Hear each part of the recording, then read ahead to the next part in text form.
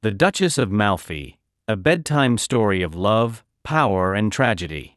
Tonight, as the world quiets down and you prepare to drift into sleep, let me take you back to a time of whispered secrets, candlelit corridors, and a love so defiant that it dared to challenge the most powerful men of its time. The Duchess's secret love. Once upon a time, in the grand and shadowed court of Malfi, there lived a young duchess, a woman of noble birth, graceful and intelligent, yet bound by the chains of duty and family honor. Widowed at a young age, she found herself caught between the expectations of society and the quiet longing of her heart. Her brothers, Ferdinand, the Duke of Calabria, and the Cardinal, a man of icy cruelty, ruled over her life with an iron grip. They forbade her from remarrying, claiming it was to protect the family's name. But beneath their concern lurked something far more sinister, an obsession with power and control. But love, dear listener, has a way of defying even the strongest of chains. In the quiet of the night, away from prying eyes, the Duchess had given her heart to Antonio, her loyal steward. He was kind, honest, and unlike the noblemen around her, he did not seek power, only love. And so, defying her brothers, the Duchess made a daring choice. She married Antonio in secret, sealing their love with whispered vows and stolen moments beneath the stars.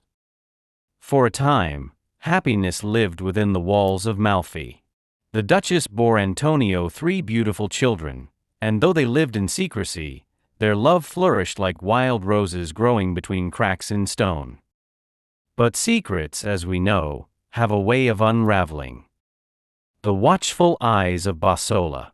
In the shadowed corridors of the palace, a man lurked, a man whose loyalty was for sale, whose heart was torn between ambition and conscience.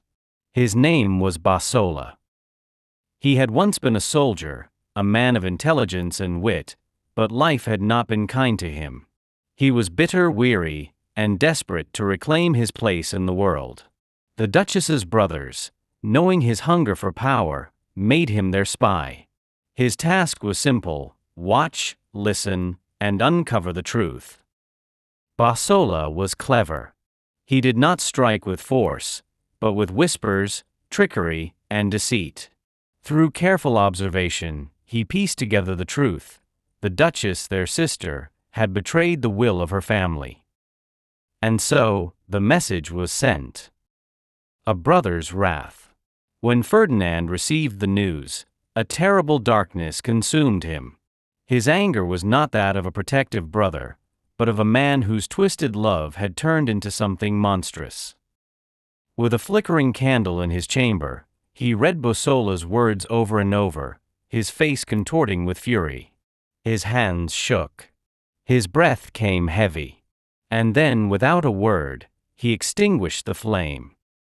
The hunt had begun. The fall of the Duchess.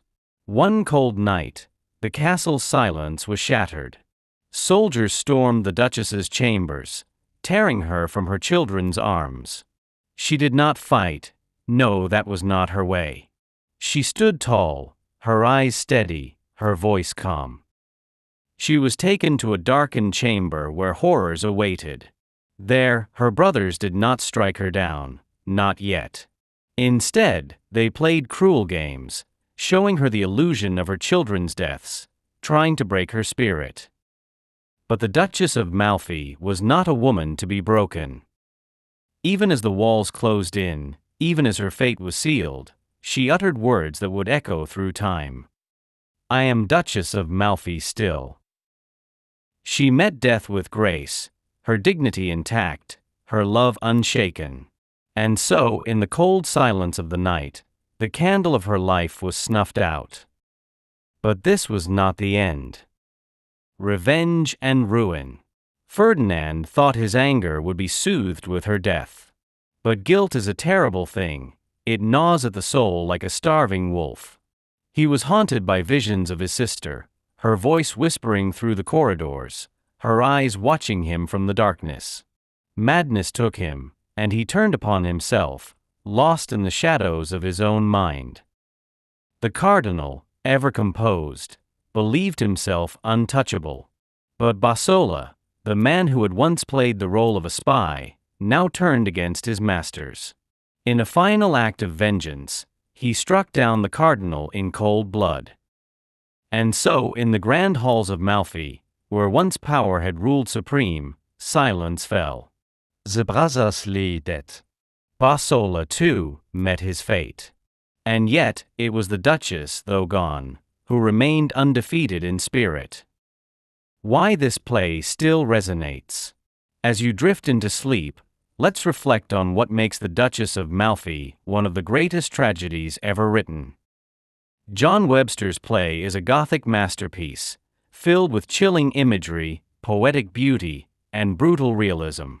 The Duchess is one of the most remarkable heroines in literature, a woman who dares to love, defies a corrupt world, and faces death with dignity. The play is a critique of power and corruption. The Cardinal and Ferdinand represent a world where greed, tyranny, and cruelty reign. But in contrast, the Duchess stands for love, resilience, and truth. Bosola is perhaps the most intriguing character, a man torn between morality and ambition, first a villain, then a tragic hero seeking redemption. Even today, this play speaks to the fight for freedom, the cost of love, and the darkness that can lurk in human souls. It asks us, what is true power? Is it control, or is it the ability to stand unbroken in the face of injustice? And so, dear listener, as the night deepens and the stars watch over you, remember the Duchess, not as a victim, but as a voice that echoes through time, whispering in defiance. I am Duchess of Malfi still.